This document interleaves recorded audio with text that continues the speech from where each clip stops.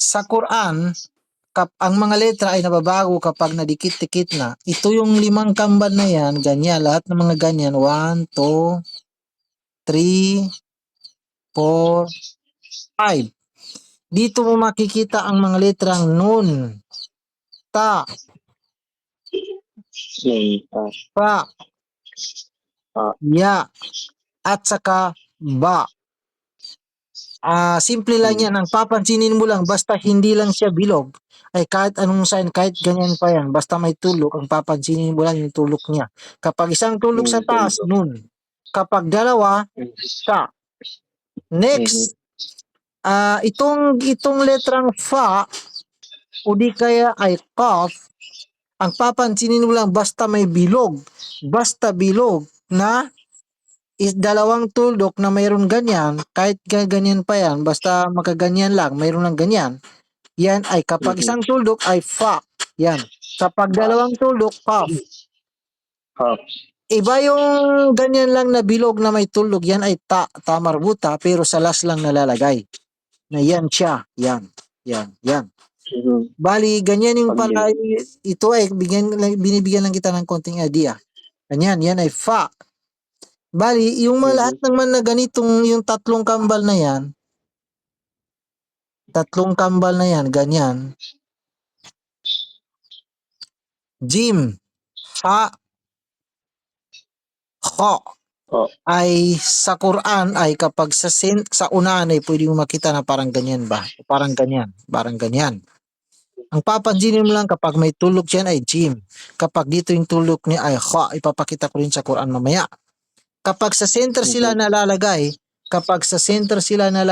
ay parang depende kasi sa position nila, parang pwedeng ganyan din. Halimbawa, ito ay meme. Pwedeng ganyan, ganyan lang. Parang malapit lang sa ganyan. Okay. Bali, itong ganitong sign na naman, yung ganito. Di ba? Mayroon parang sign na ganyan, di ba? Pwede mo makita dyan ang nun. Pwede magiging ta. Pwede magiging sa. Yung mula dito, ay, dito pala. Kapag isang tuldok, ba. Pwede maging ya. Kapag dalawang tuldok, ya or iba or ya. Yung mula dito, ay dito mo makita yung tatlong kambal na yan. Ha, jim, o di kaya ay ha. Dito mo makita, jim. Ha, kapag walang ha. Ha.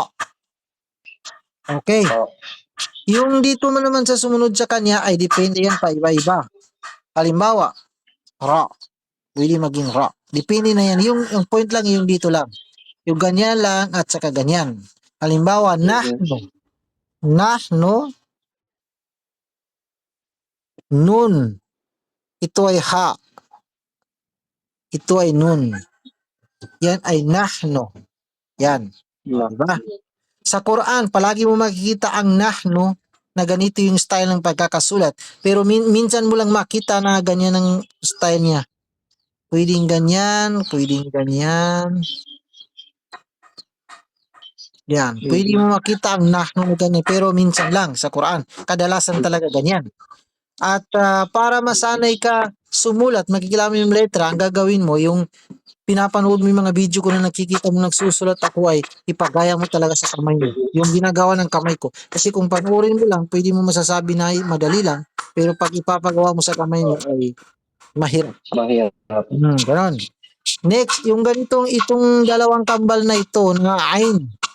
O di kaya ay ghain.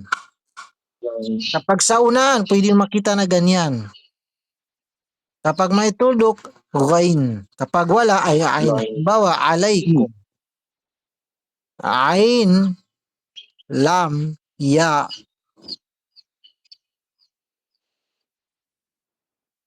Ito ay alaykum. Halimbawa, assalamu alaykum. Yan ang alaykum. Yan. Ganyan. Kapag sa center naman nalalagay ang dalawang kambal na yan, ay pwede makita sa ganito. Halimbawa, Ganyan, parang ganyan ba? Yan, ganyan lang, walang butas diyan. Kapag may tuldok, tukain. Kapag wala ay ain. Fa'budu, halimbawa, fa'budu. Halimbawa, ha? Ito siya bala. Yan, halimbawa, fa'budu. Ha? Negatibo? Yan, ganyan yung halimbawa, ha? Next, kasi papakita ko lang lahat ng mga letra. Next, itong ganito na letra, sin. O di kaya ay shin. Ganyan lang yun. Pwede mo makita na makapikit sa ganyan lang. Halimbawa, sin, mim, ha, nun. Sige, paano mo basahin yan? Paano basahin yan? Sin, mim, ha, nun.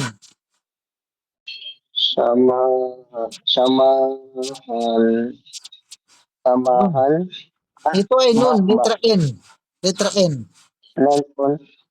Sama